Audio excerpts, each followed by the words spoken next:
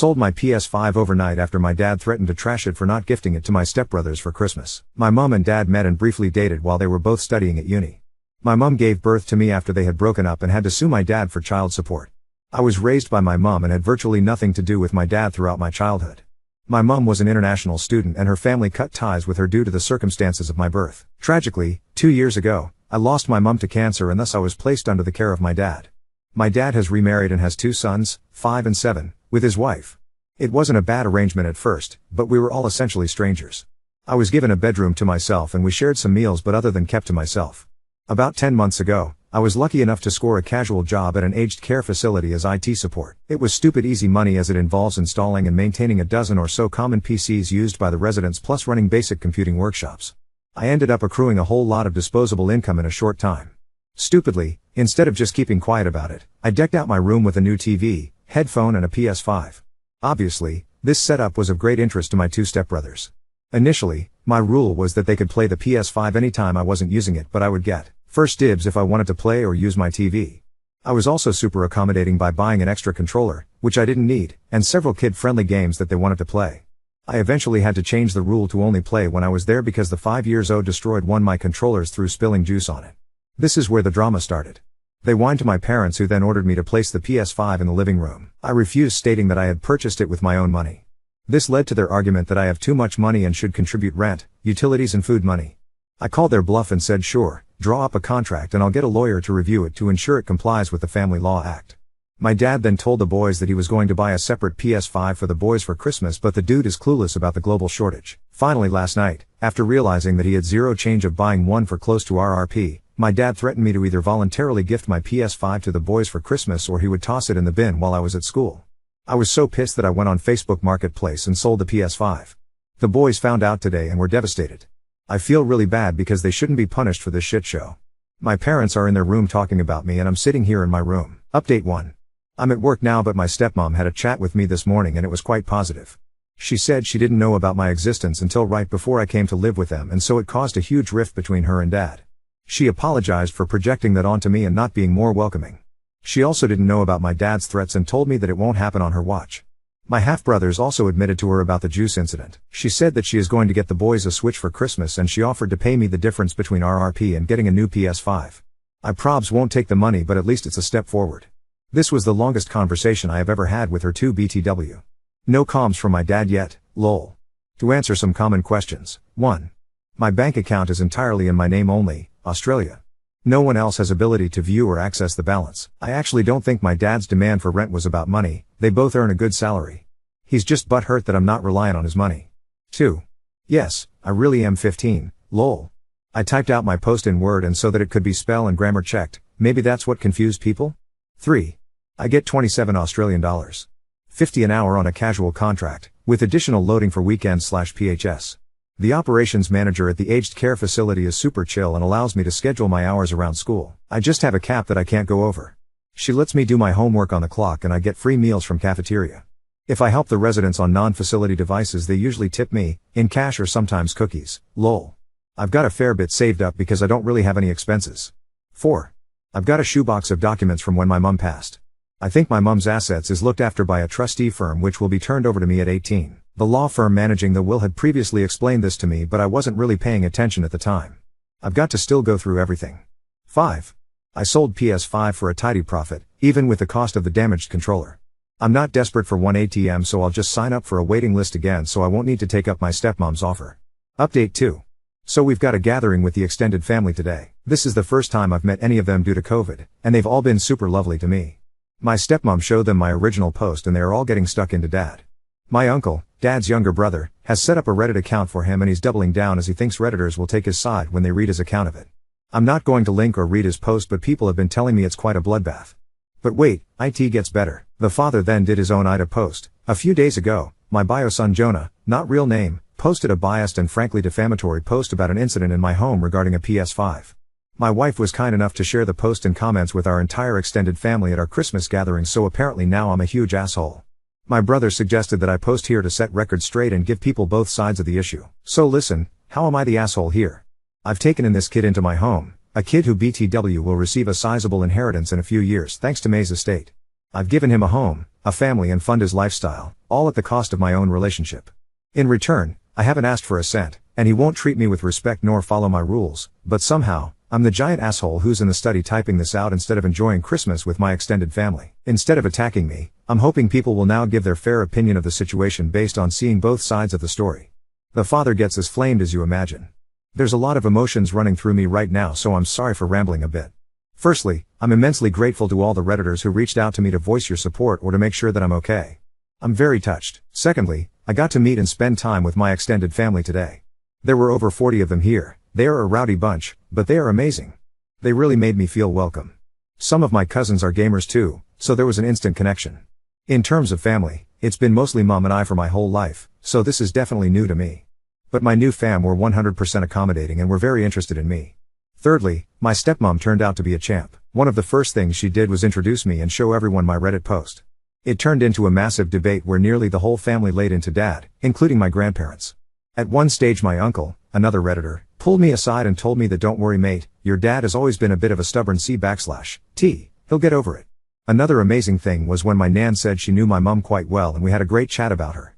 I think we broke dad in the process. My dad got very loud arguing with the family and my uncle somehow trolled my dad into posting on Reddit to tell his side. He's been on his laptop in his study since then for nearly the whole night, glued to the screen. He didn't even come out for dinner. I don't know how this will end, but all I know is that I feel so much better. Whatever happens with dad, at least I have some amazing family members, swapped some gamer tags with my cousins and have reached some common ground with my stepmom. To think, all this started with a single Reddit post.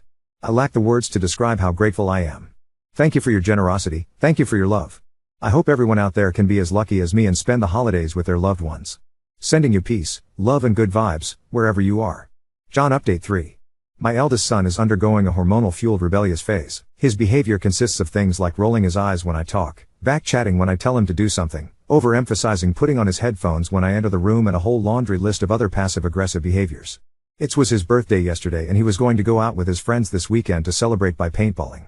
However, when I got home from work yesterday I noticed that he had failed to do some chores I had set him and then did the whole headphones routine when I started telling him off for it. I got so sick of his attitude that I threatened to ground him for 2 weeks, which means not letting him leave the house except for work. My words clearly cut through his headphones and it dawned on him that he would not be allowed to go paintballing this weekend. So he took off his headphones and said, "Go fuck yourself," and then shut himself in his room. This naturally led to his actual grounding. The grounding didn't seem to faze him as he spends a lot of time in his room anyway. I cut off his devices from our home Wi-Fi, but he works around this by having own hotspot. He refused to come out for dinner last night when my wife asked him to and has basically barricaded himself in his room. At 10 p.m. last night, he ordered himself a meal via a delivery app.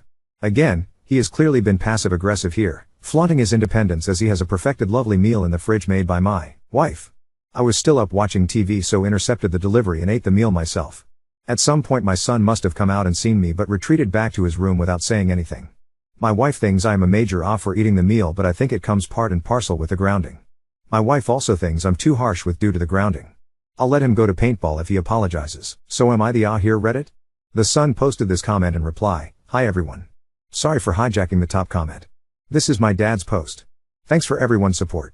I don't think I need to add any more fuel to the fire here. The post and the comments largely speak for themselves. I just wanted to give a quick update to everyone that I'm 100% fine and okay. My stepmom vetoed my punishment, so I'm all good to go out with my friends this weekend. One of my new uncles has asked me to stay with them for a while, which is also super cool. So I'm doing well and loving life." These comments are hilarious. Much love. Ida for buying my wife a new dress, posted on February 2, 2022. My, M, 34, wife, F, 29, and I regularly attend formal functions, once every 2 to 3 weeks. I work as a consultant and these events are a great way to attract new business and for network. My wife generally dislikes these things, but she puts on a good front for me. It's generally a good night involving lots of food, alcohol and socializing while our kids are looked after by a sitter. Due to the pandemic, we haven't had any for about 2 years, but they are now starting to come back. On a function 2 weeks ago, my wife came downstairs dressed in a pantsuit and her hair in a simple ponytail. Don't get me wrong, she still looked amazing, but pretty much all the other ladies were ball gowns or cocktail attire. When we talked about it afterwards, she told me that she was sick of the hours of hair, makeup, nails and preparation, and that if I insisted she will dress how she pleases. I tried to explain that these things are unnecessarily part of my industry, but she wouldn't budge. She counters that she never drags me to any of her work functions, which I responded that we should compare payslips, which was clearly the wrong thing to say, and she left the room. After the argument, I tried to make it up to her, so I ordered a very nice and expensive gown for her to wear for the next function. I even took it to our tailors for adjustment as they know her measurements. When I presented the dress to her, she was initially very happy and said the dress was gorgeous, but as soon as I mentioned that she should wear it for our next function, she immediately blew up at me. She thinks I am being manipulative and going against her wishes. I thought I was just offering her a nice gesture. Ida? Update 4. I'm sure many of you would be ecstatic to know that my marriage may be over. I came home this evening to find that my wife and my 2 younger boys have left, probably at her mother's house. My oldest is still staying at my brother's house since beginning of Jan. This has hit me hard. As Redditors now remind me on a daily basis, I now know I have been a shitty husband and father. I have some self-reflection to do. I am stubborn, but my wife has always been there to talk me down. I guess she has had enough. The only communication I have is a text from my wife saying she wants a divorce and that her lawyers will get in touch regarding separation arrangements. I have tried calling, but it keeps going to voicemail, same as my in-laws. I want to apologize. I want to offer to go to counseling or therapy like she asked. If I still can't get through to her via phone, I am thinking of going to my in-laws' house. I have to try to at least talk to her. I guess my Redditors hate me, but I welcome any suggestions on if there is anything I can try. Since Ida wasn't in his camp, Dad continued to post, but in other subs my wife wants to divorce me and won't talk to me. How can I win her back? Posted on February 7, 2022. Hi all, I need some advice about how to win back my wife, and I am genuinely willing to do anything. My wife, F, 29, and I, M, 34, of 8 years had been having serious relationship issues over the last few years. The main area of friction between us is that I have a son, M, 16, from a previous teenage fling that I never told her about. We also have another 2 young children together. My 16-year-old had to come live with us about 3 years ago because his biological mother died. His presence in our lives caused a lot tension between my wife and I because she felt I majorly breached her trust. We argued more and more about minor things until last Thursday I came home to an empty house. I am devastated. My wife is the love of my life and has always been the main support center in my life. I tried calling her, but she kept sending me to mail. She sent me a text saying that she wasn't ready to talk, but was filing for a divorce and to wait to hear from her lawyers regarding separation mediation. I am a wreck. I would do anything to have her back, including counseling and therapy. She had previously asked me to attend, but I was too arrogant to take it up. I felt that if I could just talk to her, I can have a chance to explain and we can get through this. The next day I did something stupid. I went to her workplace, accounting firm, with her favorite takeaway lunch to try to talk to her. She must have worded up the reception staff because they adamantly refused to buzz me into the office. Her staff even went as far as calling for building security. Not wishing to cause further drama, I left voluntarily. That night, I doubled down on my stupidity. I tried to visit her at her parents' house with a bunch of gifts for her and the kids. My mill answered through intercom but wouldn't let me in. I was so frustrated and emotional that I broke down at their door, basically making a scene and refusing to leave. Later my brother turned up. I assume my wife called. He tried to convince me to go home, but we ended up in a shouting match. He eventually tried to manhandle me back to my car, so I got into a physical altercation with him, but I left when my father-in-law came out and threatened to call the police on me. Things have really gone downhill since then. This morning, 2 police constables turned up to where I work with a provisional domestic violence order along with a summons to attend court for a permanent order. I was in shock and as a result was inadvertently quite rude to the constables. This put them offside. I am a contractor working at a client site, and so when my client asked the constables what the matter was about, they said they couldn't say for privacy reasons, but then immediately handed out business cards with their family violence liaison unit title embossed at the top. So now my firm's senior partner has waved me off going back to the client site and I may be fired. I feel like this is the wake-up call I needed. I know I have been a narcissistic a-hole and am ready to change. What can I do to talk to her? To show her I am determined to be better? I don't want to just end it like this. I know that if I have a chance to explain myself, to apologize, to promise to work really hard on my marriage, to work on my narcissism, to go to therapy, to go to counseling, whatever, my wife needs to forgive me and we can get on with our lives. Our court hearing is in a few weeks, so I am thinking of turning up early with some expensive jewelry and try to talk to my wife before the hearing.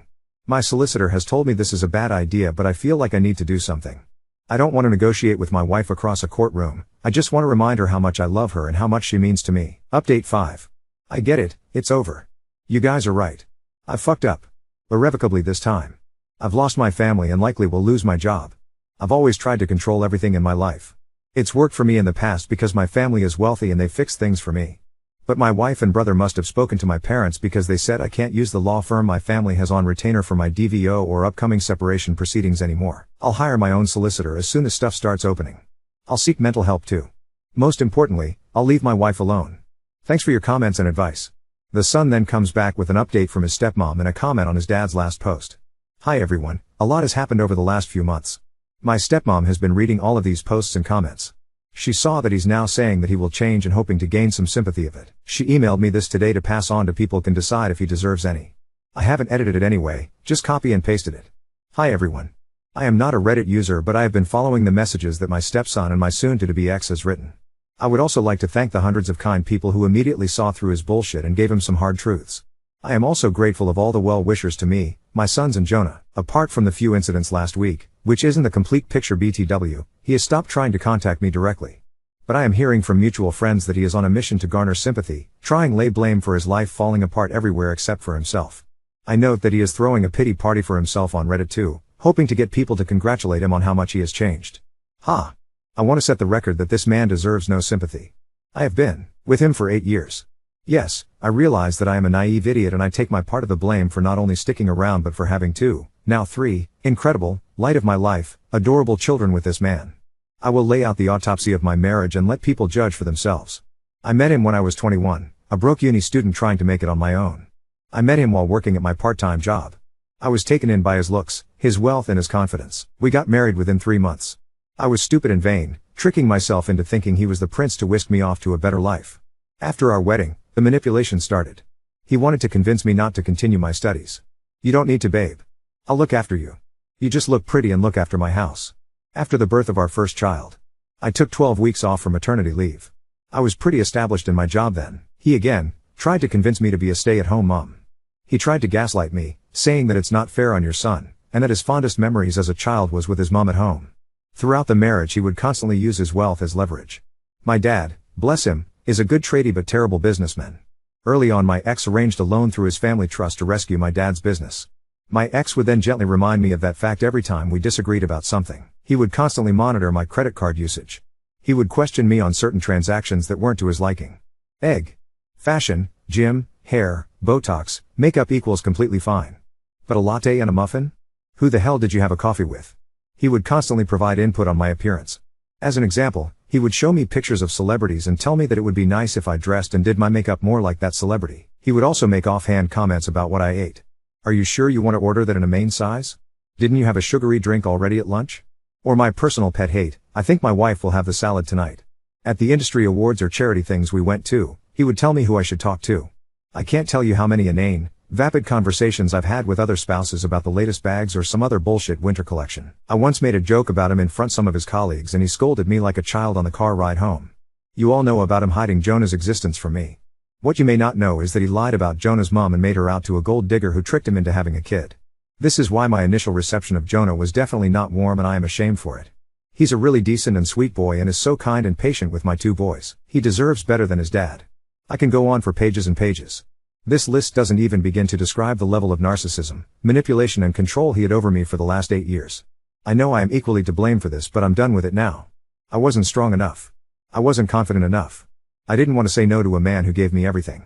Even now, at weak moments, I feel myself start to miss him and wonder if I should just endure it. That maybe he'll change just enough that I may be able to live with it. But then his recent fake pity party bullshit snapped me right out of it. I don't want his money. I don't want him. I just want my kids and I to live our lives free of him. Thank you for reading. He also adds his own living situation. I'm living with my uncle and cousins at the moment. My dad has texted/called me a few times but only as way to talk to my stepmom. Update 6. It's been about 3 months since my last update, and a lot has happened.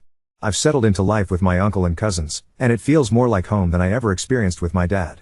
My uncle has been amazing. He's the complete opposite of my dad, always checking in on me but giving me space when I need it. My stepmom and half-brothers have moved into their own place now. It's a smaller apartment, but she says it feels more like a home than the mansion ever did. I visit them every weekend, and it's honestly great to see how much happier everyone is. My half-brothers have adjusted well to the new situation. They're resilient little guys. The Switch my stepmom got them for Christmas was a huge hit, and we often play Mario Kart together when I visit. The divorce proceedings are moving forward. My stepmom's lawyer is apparently a shark, and my dad's attempts to delay things or manipulate the situation aren't working. He tried to use me as leverage at one point, claiming that my stepmom was alienating me from him. But that backfired when I submitted a written statement about how I chose to live with my uncle. School has been going well. My grades have improved since moving in with my uncle. Turns out it's easier to focus on schoolwork when you're not constantly walking on eggshells at home. I'm still working at the aged care facility, and I've been promoted to lead the computer workshops. The residents are awesome, and some of them have become like surrogate grandparents to me. The most unexpected development happened last week. My dad showed up at my uncle's house unannounced. I was alone at home, and when I opened the door, he looked different. Thinner, with dark circles under his eyes. He asked if we could talk, and against my better judgment, I let him in. He started with an awkward apology about the Ps5 incident, but I could tell it wasn't sincere, more like he was checking a box. Then he got to the real reason for his visit. He's been seeing a therapist, court-mandated, I later found out, and claimed he's working on himself. He asked if I would consider moving back in with him, saying the house feels empty without everyone. I told him no. I explained that I'm happy where I am, and that I don't trust him to actually change. He got frustrated and started saying that I owed him for taking me in after Mom died. That's when I lost it. I reminded him that he only took me in because he was legally obligated to, and that he'd spent most of my life pretending I didn't exist. The conversation ended with him storming out after I refused to tell him anything about stepmom's new place or give him her new number. As he was leaving, he said something that's been bothering me. You'll regret this when you turn 18 and need access to your inheritance. I called my uncle immediately, and he contacted the law firm handling my mom's estate. Turns out my dad has been trying to get information about my inheritance and may have been attempting to position himself as my financial guardian. The lawyers assured us that everything is secure and that my dad has no legal access to any of it. My stepmom has started dating again. Nothing serious, just coffee with a guy from her office. My half-brothers told me about it with wide eyes like it was the biggest secret ever. I'm happy for her, she deserves someone who treats her with respect. As for me, I've started saving for university. Between my job and the inheritance I'll receive at 18, I should be able to study whatever I want without worrying about money. I'm thinking about computer science or maybe law. Seeing how my stepmom's lawyer has handled everything has been pretty inspiring. I still have moments where I feel sad about not having a real relationship with my dad, but then I remember that family isn't just about blood. My uncle, cousins, stepmom, and half-brothers have shown me what real family support looks like. And sometimes I think about Mom and hope she'd be proud of how I'm handling everything. Update 7. It's been almost a year since everything fell apart with my dad, and life has taken some unexpected turns. I'm still living with my uncle and his family, and honestly, it's been the most stable home environment I've ever experienced. My cousins have become like the siblings I never had growing up, and my uncle and aunt treat me like one of their own kids. The divorce between my dad and stepmom was finalized 3 months ago. She got primary custody of my half-brothers, which surprised absolutely no one. My dad got visitation rights, but from what I hear, he's been inconsistent with showing up. Classic dad behavior. I've been visiting my stepmom and half-brothers regularly. They're doing really well in their new place. It's smaller than the mansion, but it feels like an actual home. My half-brothers are thriving in their new school, and they've made friends in the neighborhood. The Switch my stepmom got them for Christmas is still getting plenty of use, and they've become obsessed with Zelda games. I've been teaching them some basic coding on weekends, and the 8-year-old is showing some real talent for it. My stepmom has been seeing someone for about 4 months now. He's a teacher at my half-brother's school, completely different from my dad in every way. Quiet, thoughtful, and genuinely interested in what the boys have to say. He came over for dinner last weekend while I was visiting, and it wasn't awkward at all. He brought board games, and we all played together. My half-brothers adore him. As for my dad, well, things have gotten worse there. He lost his consulting job after the DVO incident, and apparently, his reputation in the industry took a serious hit. His family's law firm refused to represent him in the divorce, which meant he had to hire outside counsel who didn't have the same connections. He's been trying to rebuild his client base, but from what I've heard through family gossip, he's struggling. He showed up at my school about 2 months ago, trying to talk to me. I refused to engage and immediately called my uncle, who arrived within minutes. My dad started making a scene about how I was turning everyone against him and how I'd regret it when I needed him. The school ended up calling security, and they escorted him off the property. The school counselor has been amazing through all this, helping me process everything. The most significant development happened last month when I turned 17. The trustee firm managing my mom's estate contacted me to start preparing for the transfer of assets when I turn 18. They arranged a meeting with me, my uncle, and a financial advisor to discuss what will happen next year. It turns out my mom had invested wisely, and between her life insurance and investments, I'll be inheriting a substantial amount, enough to pay for university and then some. During the meeting, the trustee mentioned that my dad had tried multiple times to access information about the estate, claiming he needed it for tax purposes.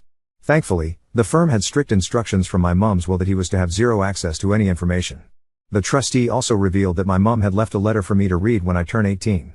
I'm both excited and nervous about what it might contain.